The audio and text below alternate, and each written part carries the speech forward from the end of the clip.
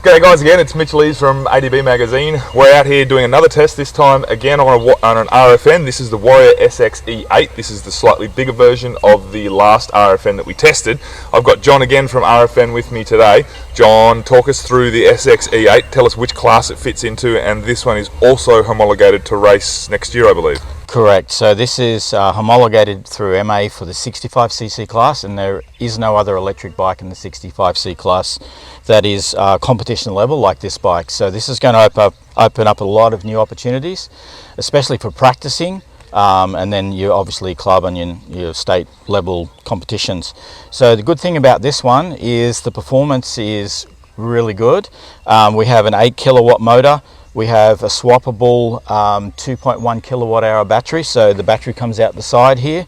Disc brakes front and rear, fully tunable suspension. So this weight wise is similar to your mainstream KTM gas bikes as far as fueled up weight, and performance wise it is as quick as a two-stroke as well.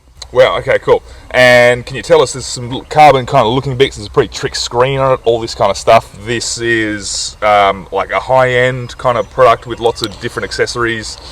So this is your standard bike. It comes with multiple modes. It also has a phone app so you can adjust your power levels, your throttle curves, etc.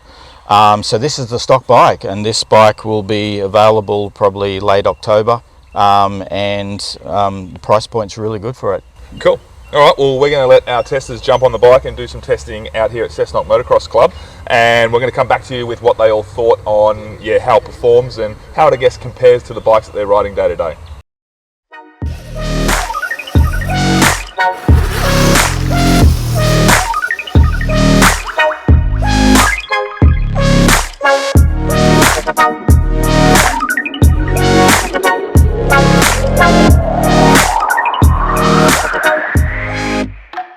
Alright, we've done our day testing with the little Sx-E8. This is the equivalent of the 65. Our two testers today was Flynn and Jax. Jax didn't get as long a run on it as Flynn did, but he's going to have another go when we get another battery into this. We're just charging it.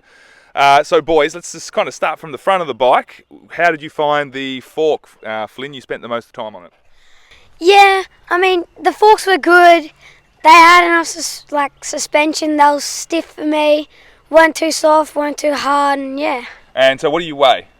I weigh 30 kilos. Okay, and so 30 kilos on this bike, they felt a little bit firm, but that was good for racing or at race pace? I mean, I could probably do a couple of clicks and it would feel good. Okay, that's good to know, mate. And how about you, Jax? Did you feel the front end was like you could turn it easily? Did it do anything unusual?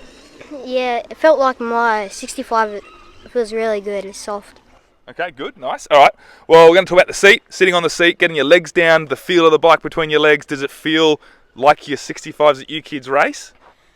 Oh, I wouldn't say it really feels like my 65. It does feel a little bit, but, you know. Is it lighter, heavier, or better balanced? I mean, it is probably better balanced than my 65, but yeah, it's pretty good after all. There you go. What did you think, Jax? Well, it's really good. I don't think it is like as thick as my 65, but I like that better. Yeah, that's a good observation, mate. It does certainly look thinner through like the cockpit between your legs, which might allow you to, get it into ruts a little bit better. Let's then talk about the motor, boys.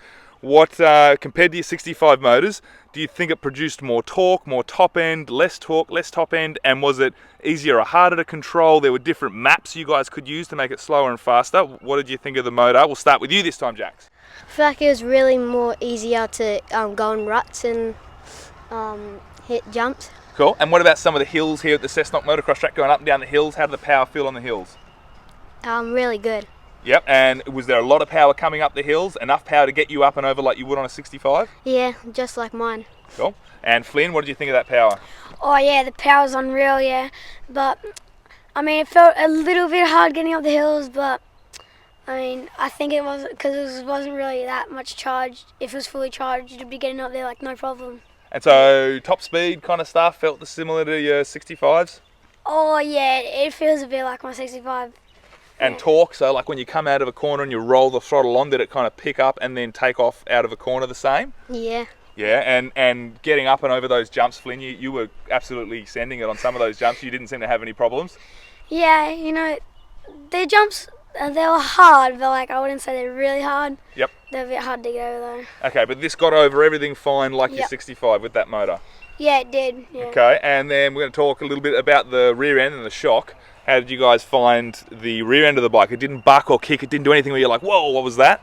I felt like it was really smooth and consistent. Okay, smooth and consistent, that's good. So pretty compliant, throw little bumps into the ruts. What about you, Flynn? Yeah, I reckon it was good. I did get a couple of kicks on the jump coming down the hill, but after all, it was pretty good. Yeah, I think you guys are riding the bike without really any suspension tuning, so it's a completely stock RFN.